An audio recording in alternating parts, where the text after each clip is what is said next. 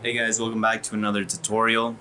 In this tutorial, I'm going to teach you guys about post-processing, how to set it up in Unity. And so this is the little effect we're going to set up in Unity today. And it's pretty easy. I'm going to go over post-processing, how to set it up with the lightweight render pipeline in Unity for specifically 2D top-down games. And since that's so simple, I'm just going to go ahead and do a little bloom effect too, and show you how you can single out different items to have a bloom effect. You don't need two cameras. And yeah, let's get into that. So by default, a Unity project, I'm going to assume you open your project with the lightweight render pipeline.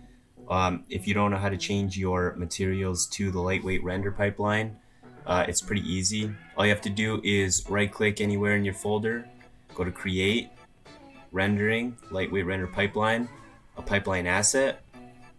I already have mine here, and you're simply going to go to edit, project settings, and here is where you're going to plug that asset that you just created in there. You can click and drag it, or you can select it, whatever you need, and that will set your project to the lightweight render pipeline.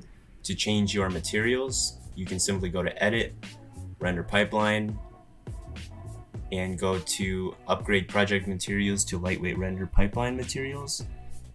And this will give everything should be in sprite default mode. So when you're in this render pipeline, you got 2D sprites on the screen, and each one of them should be the sprite's default right here.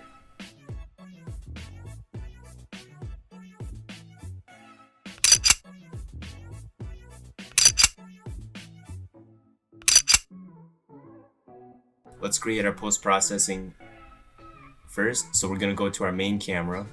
We're going to add a component of post-process layer. Trigger is the main camera. Now the layer has to have its own post-processing layer. To do this, I've already set it up here, but to do this, you go up to layers, go to edit layers, and it's not a sorting layer, it's an actual layer, and I just add the post-processing here. This is a little bit confusing. This is what took me a while to understand. It's not going to affect anything on this layer. Like the post-processing isn't only going to affect whatever is using layer 15, post-processing layer. I'll show you that in a second. So now, once we have that set up, it's pretty easy. We don't need anti-aliasing. We're going to go over here and create a new empty project or an empty game object, and I just like to call this post. Okay, we're going to go to add component, post-process volume. Now these are kind of the effects, and we're going to set this to global, which affects our entire camera. The weight we don't have to worry about. Priority, don't worry about that yet. Profile, we just hit new, and this will assign us a new profile. And now we can add our effects here, but we're not going to do that yet. Post-processing will not work in a 2D game like this unless your layer up here is set to the post-processing. Now everything should work once we add our lighting source. So to see this in action, we're going to add some kind of lights. So in my project, I have 4 different things that need to be lit. I have a floor, a wall, my guy, and an X. Now, first things first, we're gonna light the floor. So what I usually do is I just go right click, create a new material. Then we're gonna call this the floor M. And the shader we want is a lightweight render pipeline /lit. Workflow mode is gonna be metallic. The surface type is going to be transparent. Our base map, we're going to plug in our floor. And we need a normal map. And actually, I'll get to that in a minute. Normal maps just make everything look way better. We can turn off specular highlights. So we're going to go to our ground layer, and we're going to set our material to the floor material. And as you can see, this darkened up our scene, so we're adding light effects to this. Now we can see our spotlight.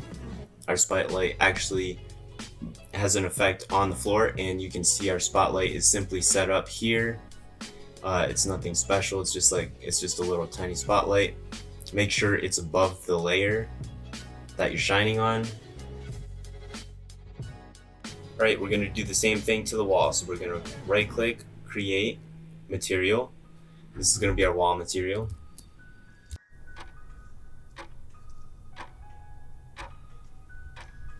So all of our materials are lit, which means that they are able to receive this spotlight right here. It doesn't look very special, it's alright. Some games just stop here. Let's create one more material for our X. Now if you notice, if we don't set the surface type from opaque to transparent, it's going to look like it's going to be blocky. And when you do changes like this, you'll see that nothing has changed. So we'll just click off it and we'll click onto it again. And see, now it has changed. I didn't do anything except open the shader. So sometimes this is all you need to do. And now that we are able to light our scene, we're going to add normal maps. So this is the difference between normal mapping.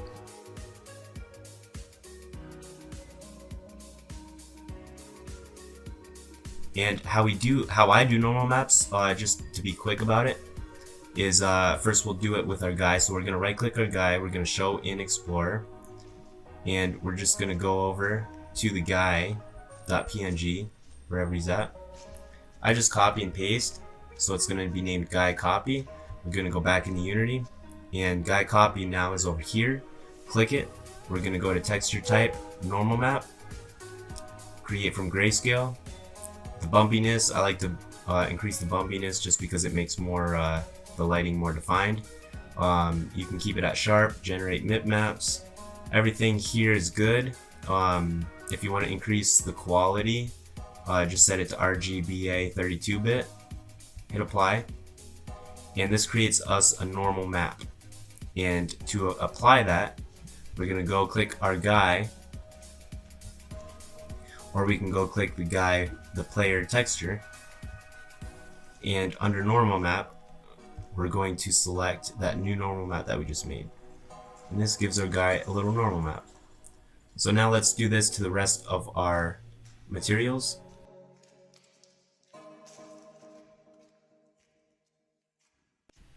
Now another thing is you can turn on specular highlights just to make your environment pop a little bit more. I would just be careful because some materials, if you turn specular light on, it makes them look a bit weird. So the floor, it actually looks pretty cool. It looks almost 3D now. And this is just a 2D texture, very flat. So just to show you for an example, we're gonna go to our guy and we're gonna turn on specular highlights. Doesn't really make too much of a difference, but when we start adding bloom and effects and stuff, it can ruin, it can make things look a little bit weird. So to show you that, to demonstrate, let's just turn on all our specular highlights on our shaders. And now we have a scene that is lit pretty well, and it looks cool. Alright, now bloom effects are a bit tricky. Bloom, there's a couple of settings in Bloom, but basically you have to do a little tweaking to get things you want to shine and things you don't want to shine not shine. So for example, if we want this X to shine with Bloom and we don't want our player to be shiny, there's a couple tricks we can do, a couple things we can do. Let me just set it up for you. So we're gonna go to Post, and we're gonna go to Add Effect, and we're gonna go to Bloom. We're gonna turn the intensity on and the threshold on, and this should be all that we need for right now. We're gonna scroll this intensity up a little bit. As you can see, nothing's really happening until we get all the way up to 50. Now you can start to see that our pipes are starting to shine. So what is going on here? So as you can see, our bloom made our X shine, and this shines because this is such a light color in our map. And to change this, we're going to go back to our bloom. We're going to turn our intensity down a little bit. And this is actually working pretty good.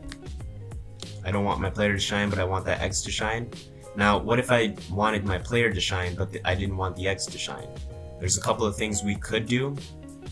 We could change our shader, our X shader, to sprite's default, and which will turn off our lighting options on that sprite. We could also change the sprite to an unlit shader, and there's a second option. So turn our shader back onto normal, and it's our emission right here is going to determine how much this actually shines.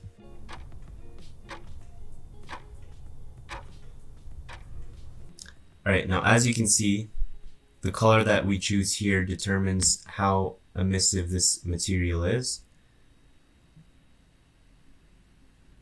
The more we turn it up, the more shiny it is. The more we turn it down, obviously the less shiny it is.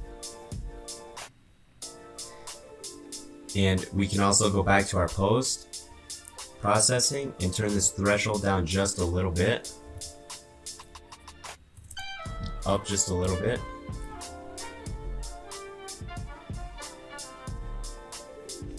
And to make our player shine, we're going to go to our player and we're going to go turn emission on.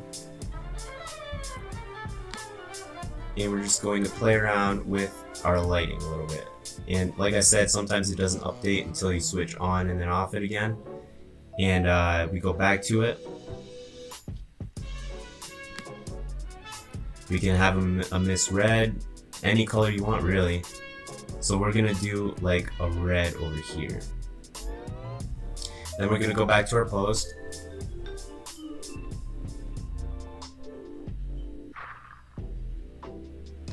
And we're gonna turn our intensity down a little bit. So now you can see that we were able to, without changing the shaders, get that X to shine less and have our player shine a little bit more. Of course, play around with these effects. The more you play around with them, the more things you will be able to accomplish. Our threshold determines how easily a color blooms.